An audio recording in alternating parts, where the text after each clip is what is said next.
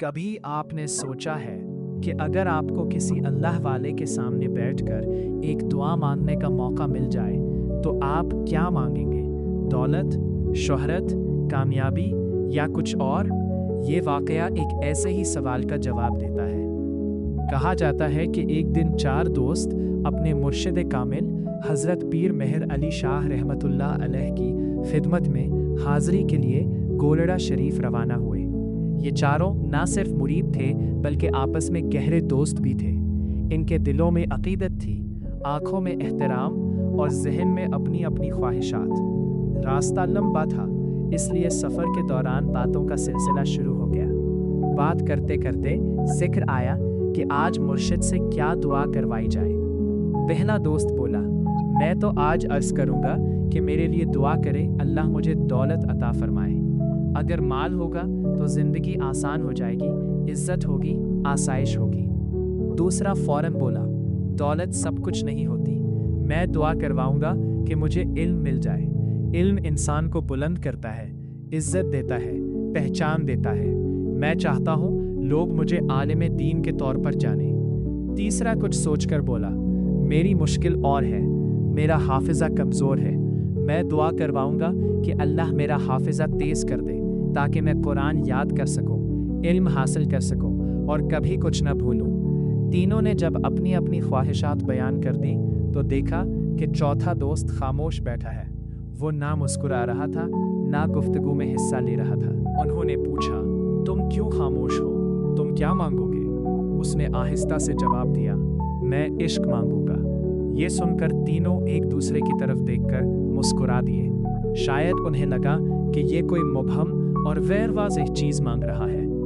دولت کا فائدہ نظر آتا ہے، علم کی قدر سب کرتے ہیں، حافظہ بھی نعمت ہے، مگر عشق، اس کا کیا کریں گے؟ چند گھنٹوں بعد وہ گوڑا شریف پہنچ گئے۔ مرشد کی بارگاہ میں ادب سے حاضر ہوئے۔ حضرت پیر مہر علی شاہ رحمۃ اللہ علیہ تسبیح میں مشغول تھے۔ نورانی چہرہ، خاموش وقار اور ایسی نگاہ جس میں عجب سکون تھا۔ چاروں دوست خاموشی سے بیٹھ گئے۔ ان کے دلوں میں اپنی اپنی خواہشات تھیں اور انتظار تھا کہ کب موقع ملے اور وہ عرض کریں۔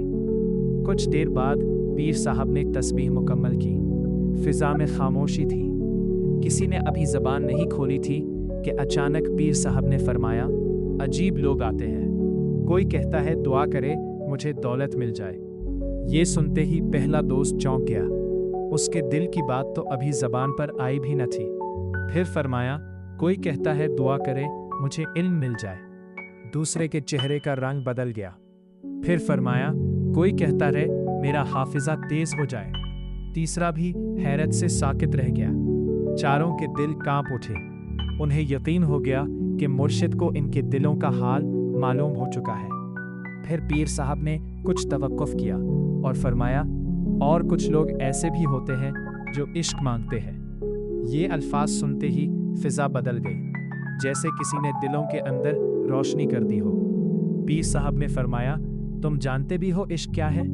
عشق آگ ہے، جو اس میں داخل ہوتا ہے وہ جلتا ہے، پگھلتا ہے، مٹتا ہے۔ عشق انسان کو خود سے نکال کر رب تک لے جاتا ہے۔ عشق میں انسان اپنی خواہشیں قربان کرتا ہے۔ چاروں خاموش بیٹھے رہے، کسی میں ہمت نہ تھی کہ کوئی سوال کرے۔ پیر صاحب نے کسی کے لیے الگ سے ہاتھ اٹھا کر دعا نہیں کی، مگر وقت گزرنے کے ساتھ حقیقت سامنے آ گئی۔ جس نے دولت مانگی تھی اللہ نے اسے دولت سے نواز دیا، اس کا کاروبار بڑھا، گھر وسیع ہوا، آسائشیں مل گئیں۔ جس نے علم مانگا تھا وہ علم میں آگے بڑھا، لوگ اس سے مسائل پوچھتے، اس کا نام عزت سے لیا جاتا۔ جس نے حافظہ مانگا تھا اس کا حافظہ واقعی تیز ہو گیا، وہ قرآن اور حدیث یاد کرنے لگا، اس کی مثال دی جانے لگی۔ لیکن جس نے عشق مانگا تھا اس کی حالت سب سے مختلف تھی۔ وہ دنیاوی لحاظ سے شاید عام نظر آتا تھا، مگر اس کے چہرے پر عجب نور تھا، اس کی آنکھوں میں گہرائی تھی، اس کی باتوں میں تاثیر تھی۔ وہ جب ذکر کرتا تو سننے والوں کے دل نرم ہو جاتے، جب دعا کرتا تو آنکھیں نم ہو جاتی۔ اس کی نظر میں محبت تھی، اس کے لہجے میں اخلاص تھا۔ وہ خود کو بھول چکا تھا، اس کی خواہشیں ختم ہو چکی تھیں، اس کی زندگی کا مرکز صرف رب کی رضا تھی۔